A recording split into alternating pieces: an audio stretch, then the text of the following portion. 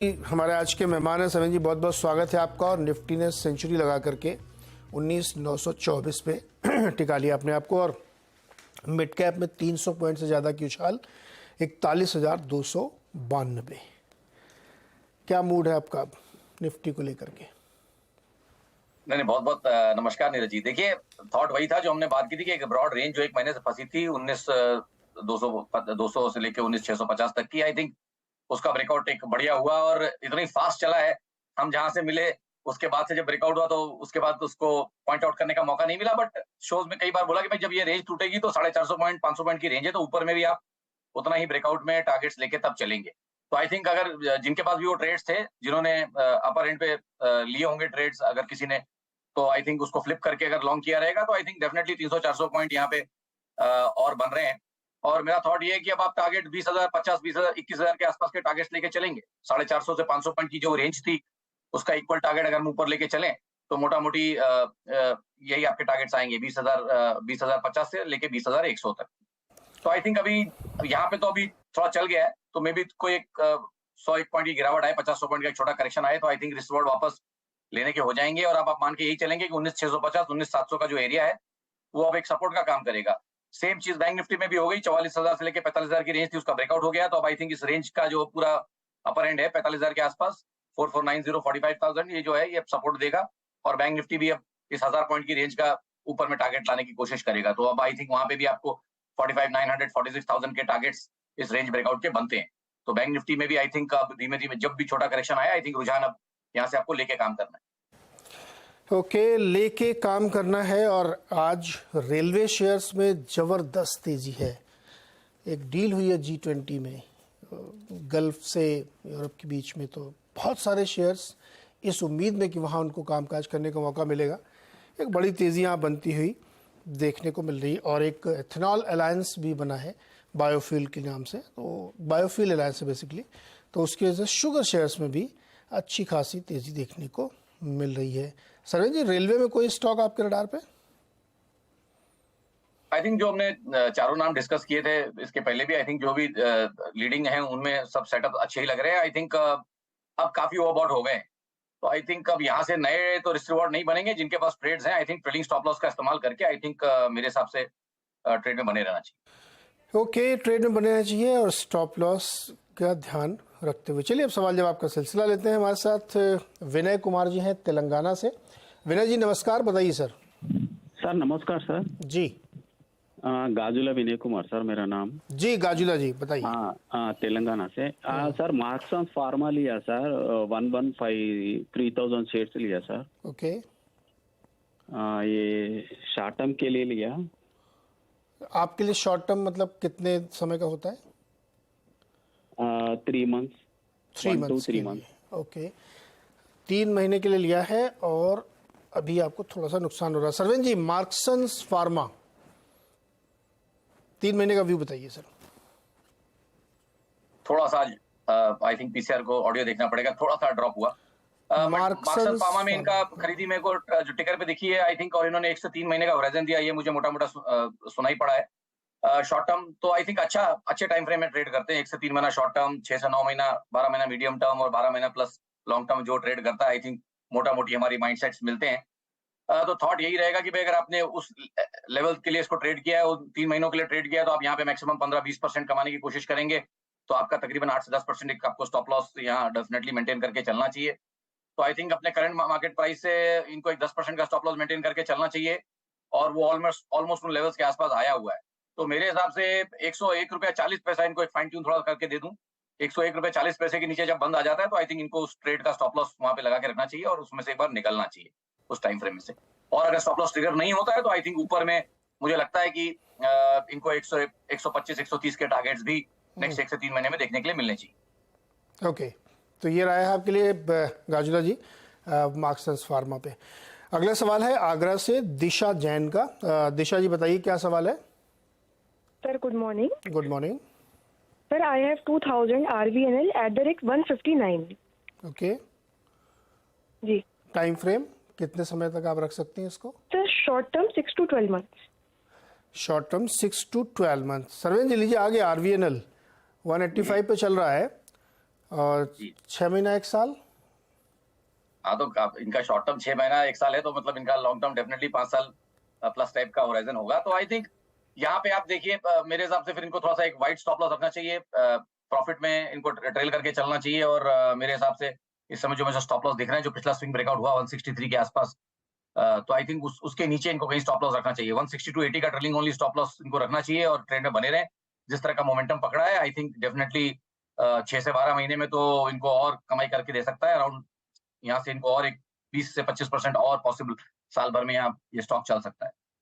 साल भर में 20 से 25% दिशा जी आपको और मिल सकते हैं, बट स्टॉप लॉस आपको लगाना पड़ेगा कि अगर रिवर्स ट्रेड होता है तो फिर आपको तो लगभग इनकी बाइंग प्राइस के आसपास ही बता रहे सरवीन जी आप?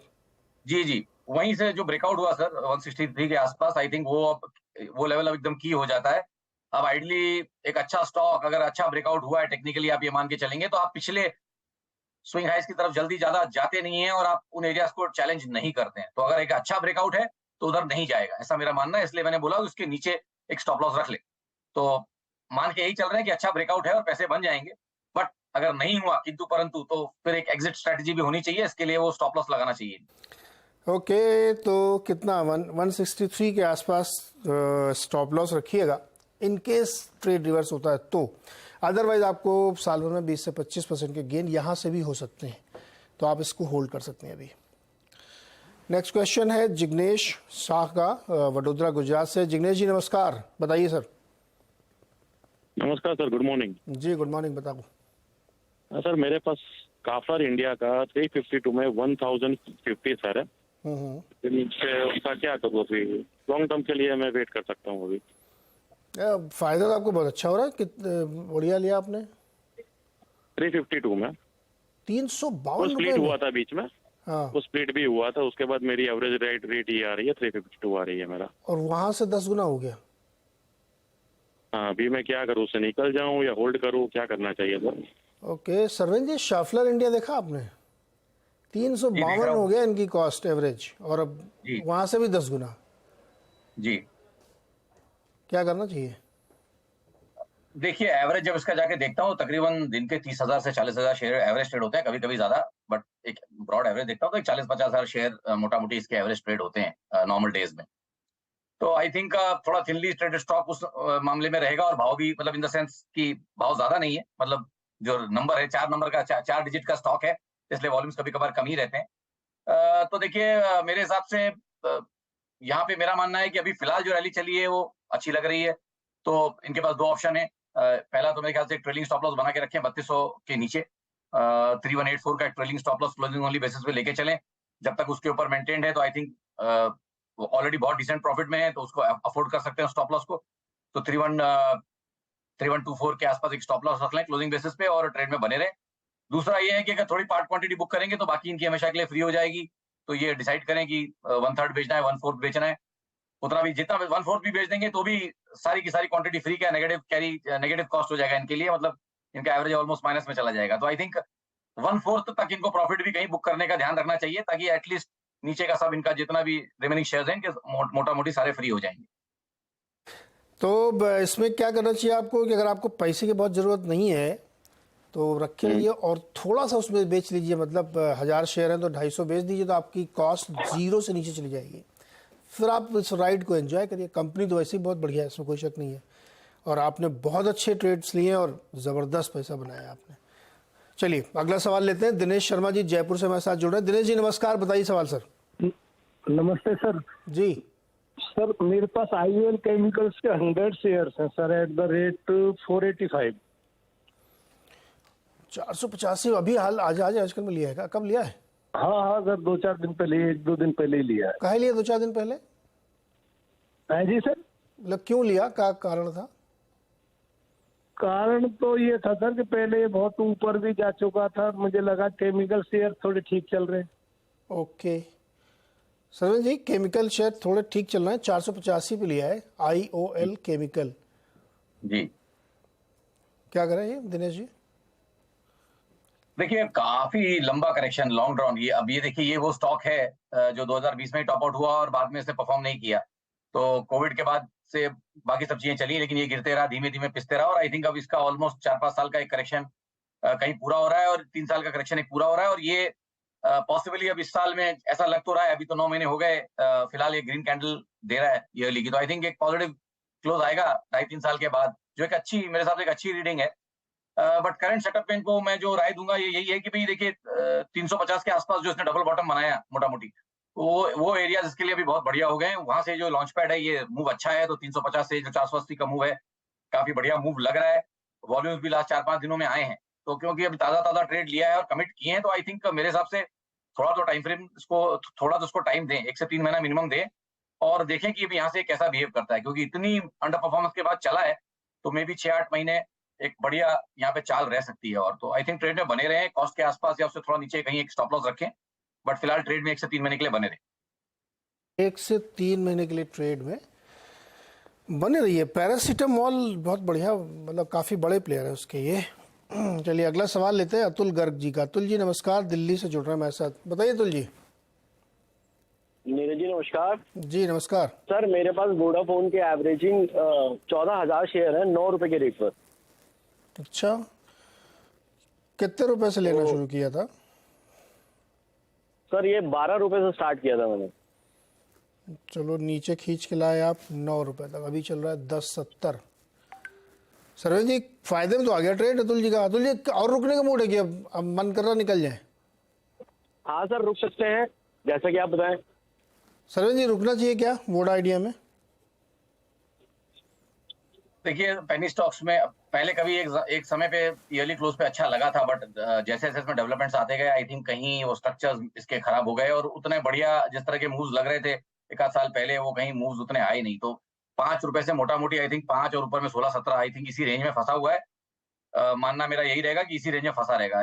2.5-3 साल हो गए इस रेंज में फंसे हुए, और जब तक ये रेंज रिजॉल्व नहीं होती तब तक आई थिंक फंसा रहेगा। तो इनके कॉस्ट से थोड़ा ऊपर 15-16-17 तक जाए और वहां लगे कि इनको बुक करना है, तो आई थिंक बुक करना चाहिए, क्योंकि जब तक वो रेंज नहीं निकलेगी तब तक कोई बहुत बड़े पैसे यहाँ बनते हुए मुझे नहीं दिख रहे। तो बेच लेना फिर तो। जी उछालों में बेचने की राय है। फिलहाल चल रहा है, मोमेंटम में है, बाजार भी चल रहा है, तो आई थिंक थोड़ा देख लें, 15-20 दिन और देख लें, कॉस्ट या उसके ऊपर थोड़ा प्रॉफिट बनाने को मिले तो आई थिंक निकलना चाहिए, sell on rise. Okay Atul ji इसको उछालों पे प्रॉफिट बुक करिएगा, है ना? जी 15 रुपए जा सकता है सर अभी? सरन जी 15 रुपए जाएगा क्या? अब देखिए सर, मोमेंटम तो पकड़ा है और लास्ट 2-3-2.5 सालों में गया है, ऐसा नहीं है, 16 पौने 17 तक गया है, तो आई थिंक मैं मान के चलूंगा कि वो उतनी बड़ी रेंज है, तो डेफिनेटली एक बार जाने की कोशिश कर सकता है।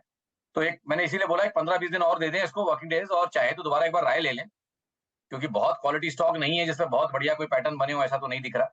इसके लिए मैं उनको उतनी स्ट्रॉन्ग राय नहीं दे पा रहा हूँ, बट मेरे हिसाब से 15-20 दिन बाद दोबारा राय ले लें, तब तक बने रहे ट्रेड। हाँ, ऐसे में ऐसे वाले जो स्टॉक है ना जहाँ पे कुछ पता नहीं कब क्या हो जाए, तो उसमें फिर आप अपने मन में अपने अंदर एक लक्ष्य बना लीजिए कि मेरे को इसको 12 रुपये बेच देना है या 11 रुपये, मतलब जो भी आपको लगता हो रीजनेबली। 15 का लक्ष्य रखना, और मान लीजिए 14 रुपये 75 पैसे से लौट आया और या 10 रुपये फिर आ गया, तो आप तो इसी इंतजार में बैठ रहे हो कि 15 रुपये नहीं आया। तो मन में एक लक्ष्य बना लीजिए, क्योंकि आप प्रॉफिट में ट्रेड में है, तो दोबारा से आप अपना समय उसमें ना व्यतीत करें। एक छोटा सा ब्रेक लेते हैं हम यहाँ पे, वापस आएंगे फिर सवाल जवाब का सिलसिला शुरू करेंगे।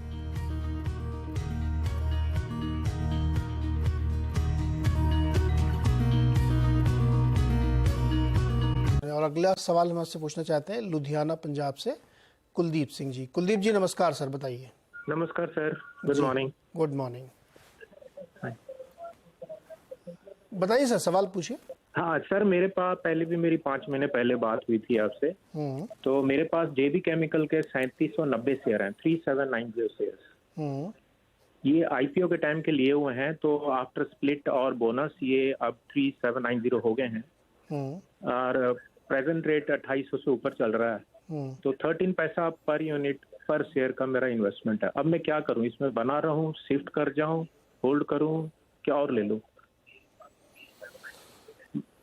6 महीने का चार्ट दिखाइए जरा इसका सरवेन जी। जी 13 पैसे वाला शेयर अगर 2800 रुपये का हो जाए तो आप क्या करेंगे? 6 मंथ का चार्ट दिखाइए इसका, बताइए सरवेन जी। पर अब तो यहाँ पे तो शब्द ही नहीं है, मतलब अभी 13 पैसे की चीज अभी 13 पैसे में, आई थिंक इनके एडजस्टमेंट्स के बाद इन्होंने कुछ अपना प्राइस निकाला रहेगा, बट 13 पैसे की चीज जब 2800 हो जाए तो क्या करना चाहिए। आई थिंक ये तो बड़े दिग्गज निवेशक हैं और आई थिंक अब इनको मैं क्या बताऊं। नहीं, इन्होंने कहा कि 6 महीने पहले इन्होंने लिया था राय, तो तब से हम लोगों ने होल्ड कराया बने हुए, तो वहां से भी देखिए 45% और चल गया 6 महीने में जी। तो फिर कुलदीप जी को पार्टी देनी चाहिए अब। जी पहले तो बात तो इनको आके फिर इनको तो पहले आके डेफिनेटली एक पार्टी देनी चाहिए और आई थिंक अब ट्रेड में बने रहे मेरे हिसाब से, और कहीं ना कहीं इनके लिए भी राय वही रहेगी कि थोड़ा तो कभी लाइफ में पैसा ऑफ द टेबल लेके भी जाएं, कमाएं, उसको एंजॉय भी करें। खाली किताबों में रख के पैसे का क्या करेंगे, जिंदगी तो लिमिटेड ही है, तो उस पैसे को थोड़ा एंजॉय भी करें। तो थोड़ा तो पार्शियल प्रॉफिट बुकिंग कहीं ना कहीं तो इससे बनता है। आई थिंक या तो ट्रेलिंग स्टॉप लॉस के सहारे से उसको बुक करें, या आउटराइट कहीं जाके लगे कि हाँ भाई अभी हो गया यहाँ पे बुक करें तो कर सकते हैं। बट आई थिंक इनको भी 1/4 या 1/5 क्वांटिटी बुक करनी चाहिए, और बाकी तो इनके ऑलरेडी फ्री है, मतलब इनके तो कोई कॉस्टिंग ही नहीं है ज्यादा। तो आई थिंक थोड़ा पैसा इनको एंजॉय भी करना चाहिए, ऐसा मेरा पर्सनल राय है। बाकी मैं इनके ऊपर छोड़ता हूँ। नहीं, राय सही है। कुलदीप जी घूम आइए, विदेश वगैरह ट्रिप बना लीजिए, क्या करेंगे। अभी स्प्लिटिंग भी हुई है इसकी, तो नहीं वो मैं समझ गया, अब मैं सवाल वहां से आगे निकल गया सर। स्प्लिट बोनस सब हो गया, अभी सवाल ये कि इतनी धनराशि का आप करेंगे क्या। घूमिए फिरिए, एंजॉय करिए।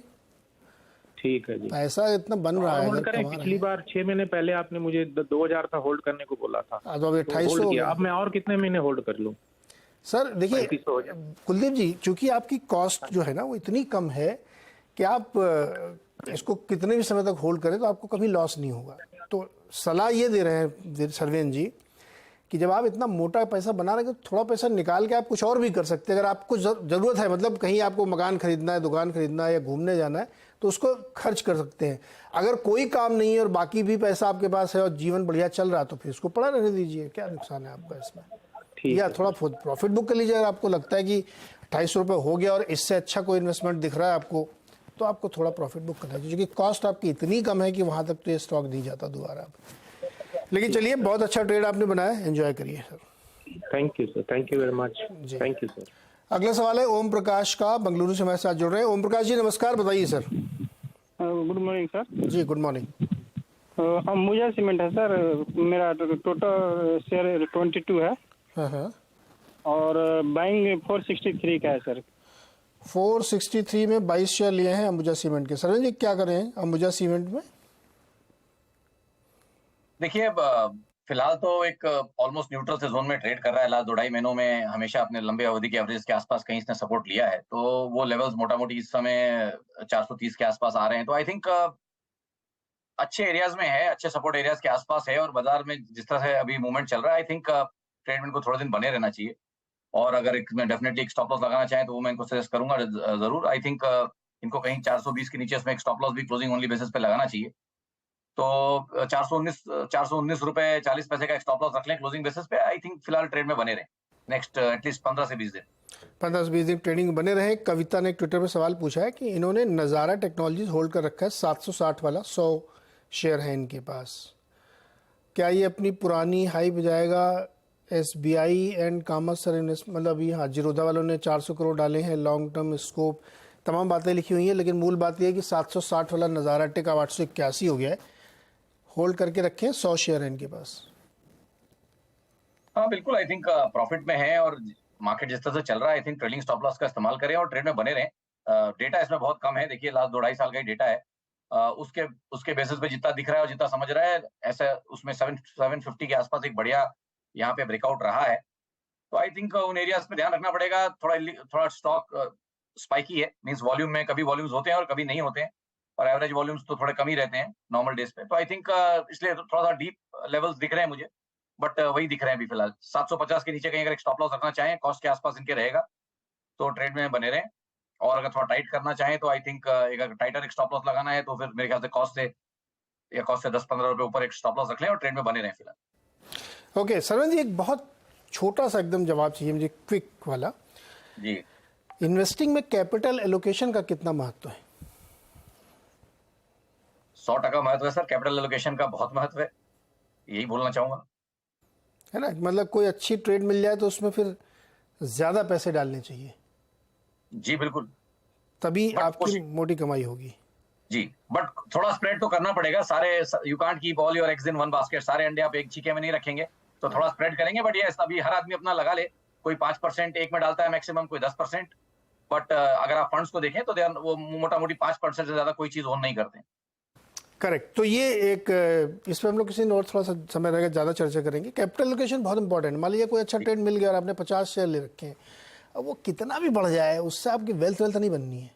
Capital allocation is very important. खैर, हम लोग आज समय खत्म हो रहा। सरेश जी बहुत बहुत शुक्रिया हमारे साथ जुड़ने के लिए और धन्यवाद दर्शकों की मदद करने के लिए। शानदार रैली इस समय मार्केट दिखा रहा है आपको, मिड कैप में भी और अब तो लार्ज कैप में भी। छोटा सा ब्रेक के बाद देखिए खिलाड़ी नंबर